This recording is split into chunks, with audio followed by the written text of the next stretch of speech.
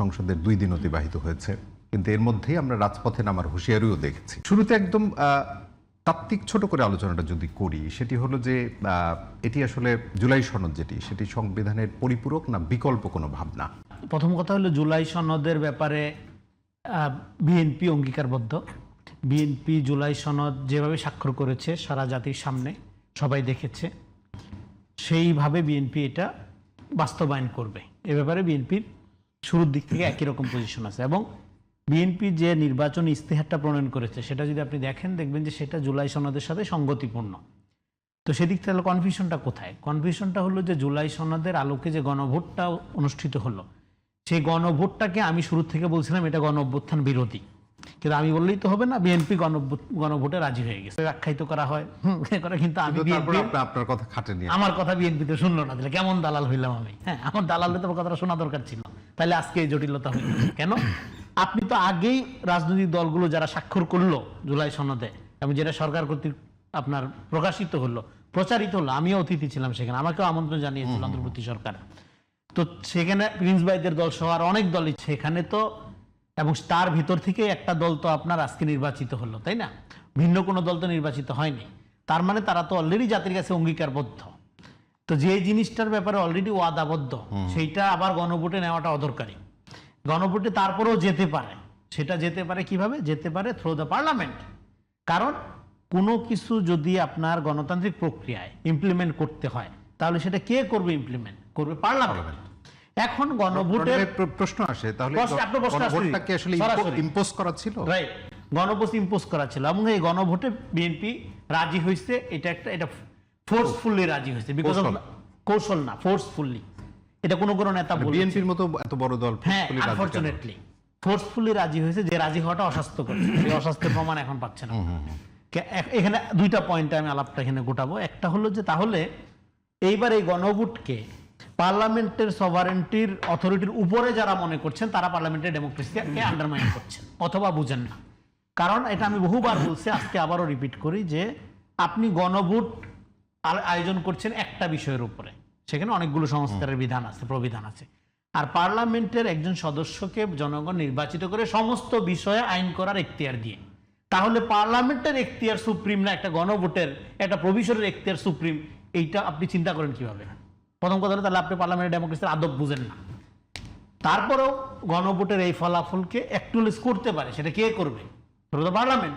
পার্লামেন্টের প্রস্তাব বলতে তো আপনার পার্লামেন্ট এটা আপনার পাস করবে। সেই পাসের জন্য তো গণভোটের ব্যাপারটা গুরুত্বপূর্ণ না। এখন আর গুরুত্বপূর্ণ হলো যে আপনি তো অলরেডি অঙ্গীকার করছেন, আপনি তো অলরেডি স্বাক্ষর করেছেন, সেই অনুযায়ী পার্লামেন্টের প্রস্তাব উঠবে, আপনি বাস্তবায়ন করবেন। কিন্তু এই গণভোটকে কেন্দ্র করে পার্লামেন্টারি ডেমোক্রেসিকে থ্রেট করার একটা প্রবণতা দেখা যাচ্ছে।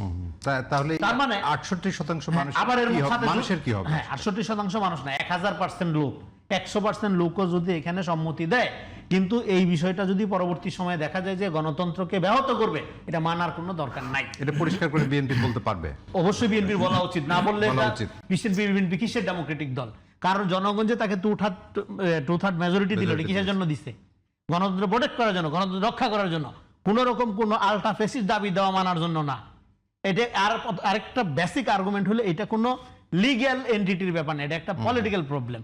এবং দেশ শুধু সংস্কার না, পুনর্গঠন করতে হবে, এবং সেই প্রক্রিয়াটা হলো পলিটিক্যাল। ফলে সমস্যাটা পলিটিক্যালি সমাধান করতে, এটার সাথে লিগ্যাল ব্যাপারটা ততটা জড়িত না। এটা গেলো একটা দিক। আরেকটা দিক আমি বলি, অ্যাকর্ডিং টু ম্যাকিয়াভেলি, ধরলাম বিএনপি গণভোটের রায়কে উপেক্ষা করলো, তো কি হবে? রায়কে উপেক্ষা করার কোনো সুযোগ বিএনপি আছে কিনা? ধরেন বিএনপি বললো হা ভোটে বিএনপি ভোট চাই নাই, ইলেকশনের আগে চাইছে তো, তাইলে এইবার ফোর্সফুলি কোনো বিষয়ে যদি কেউ প্রমিস করে, প্রথম কথা হলো কোনো লিডার, কোনো নেতা, কোনো প্রিন্স, অ্যাকর্ডিং টু ম্যাকিয়াভেলি, যদি জনগণের কাছ থেকে প্রমিস করে, সে প্রমিস তাকে রক্ষা করতে হবে। যদি সে প্রমিস সে রক্ষা না করে, তাহলে সেই প্রিন্স, সেই নেতা, সেই রাষ্ট্রনায়কের, সেই প্রধানমন্ত্রীর গ্লোরি ডিক্লাইন করে। এটা হলো কাণ্ডজ্ঞানের ব্যাপার। তারপরেও অ্যাকর্ডিং টু ম্যাকিয়াভেলি বলেন, তারপরেও যখন ফোর্সফুলি কোনো বিষয়ে প্রমিস করবে কোনো লিডার, নেতা, প্রধানমন্ত্রী, প্রিন্স, ওই আমলে প্রিন্স বলতো, এখন সেটা ধরেন প্রধানমন্ত্রী, সেই প্রমিস প্রধানমন্ত্রী বা প্রিন্স চাইলে ভঙ্গ করতে পারবেন। কোন ক্যাটাগরিতে। ফোর্সফুলিটা তো রিলেটিভ টার্ম, হ্যাঁ, relative term, right. এটাকে ব্যাখ্যা কিভাবে এটা ব্যাখ্যা কিভাবে ভঙ্গ করতে পারবেন? যদি দেখা যায় এটার সাথে কমন গুডের সম্পর্ক নাই।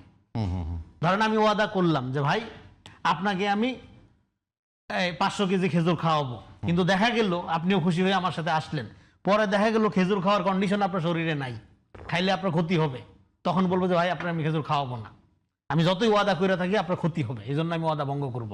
ফলে যখন এখানে কমন গুড অ্যাচিভ হবে না, কিন্তু ফোর্সফুলি আমি একটা জিনিস ওয়াদাবদ্ধ হয়ে গেছি, তখন যদি প্রিন্স বা রাষ্ট্রপ্রধান বা প্রধানমন্ত্রী সেই ওয়াদা ভঙ্গ করে, তাতে কোনো সমস্যা নেই, জনগণ এটা বুঝবে। এইবার প্রবলেম হইলো এটা করার ক্ষেত্রে যখন ন্যারেটিভ পলিটিক্স অ্যাক্টিভ থাকে, যখন প্রপাগান্ডা অ্যাক্টিভ থাকে, তখন আপনি ওয়াদা ভঙ্গ করবেন কি?